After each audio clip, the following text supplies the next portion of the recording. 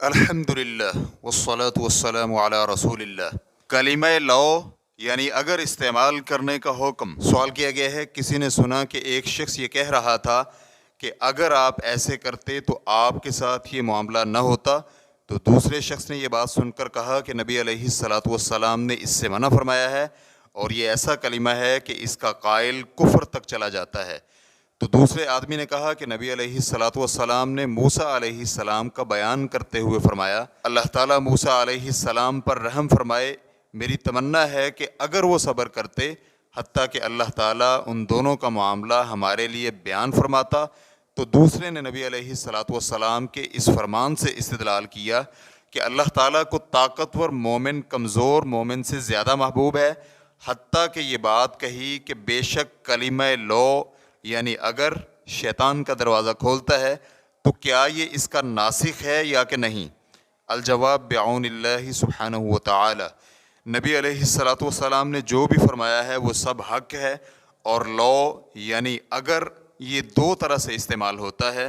پہلی وجہ، گزری ہوئی چیز پر بطور غم یا پھر ایسے معاملہ جس کی قدرت تھی اور وہ گزر گیا جسے وہ کر نہ سکا، تو اس پر بطور بے صبری یہ لفظ بولنا تو یہ ہے وہ جس سے منع کیا گیا ہے، جیسا کہ ارشاد باری تعالیٰ ہے، یا ایہا الذین آمنوا لا تکونوا کالذین کفروا وقالوا لاخوانہم اذا ضربوا فی الارض او کانوا غزا لو کانوا عندنا ما ماتوا وما قتلوا لیجعل اللہ ذلک حسرۃ فی قلوبہم۔ اے ایمان والو، تم ان لوگوں کی طرح نہ ہو جانا جنہوں نے کفر کیا اور اپنے بھائیوں کے حق میں جبکہ وہ سفر میں ہوں یا جہاد میں ہوں کہا کہ اگر وہ ہمارے پاس ہوتے تو نہ ہی مرتے اور نہ قتل کیے جاتے۔ اس کی وجہ یہ تھی کہ اس خیال کو اللہ تعالیٰ ان کی دلی حسرت کا سبب بنا دے۔ سورہ آل عمران آیت نمبر 156۔ تو یہ وہ ہے جس سے نبی علیہ الصلاۃ والسلام نے منع فرمایا ہے کہ جیسا کہ ان کا قول ہے، اگر آپ کو کوئی تکلیف پہنچے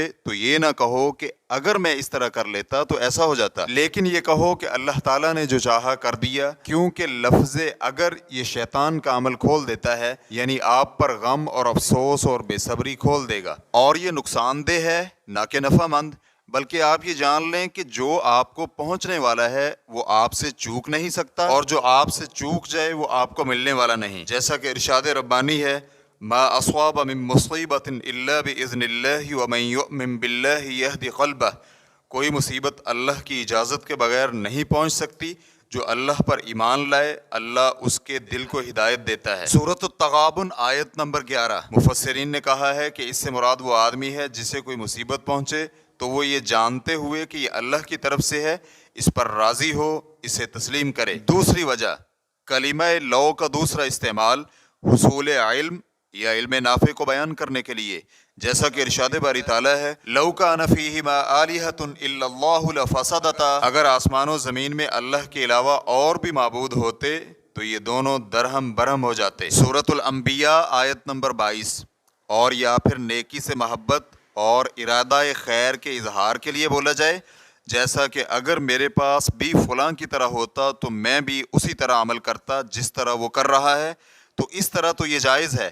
اور نبی علیہ الصلاۃ والسلام کا یہ قول کہ میری تمنا ہے کہ اگر موسیٰ علیہ السلام مزید صبر کرتے تو اللہ تعالیٰ ہمیں موسیٰ اور خضر علیہ السلام کے متعلقہ مزید خبروں سے آگاہ فرما دیتے، یہ بھی اسی قسم سے ہے جیسا کہ ارشاد باری تعالیٰ ہے، وَدُّوا لَوْ تُدْهِنُوا فَيُدْهِنُونَ۔ ان کی خواہش ہے کہ اگر آپ نرمی کریں تو وہ بھی نرم ہو جائیں۔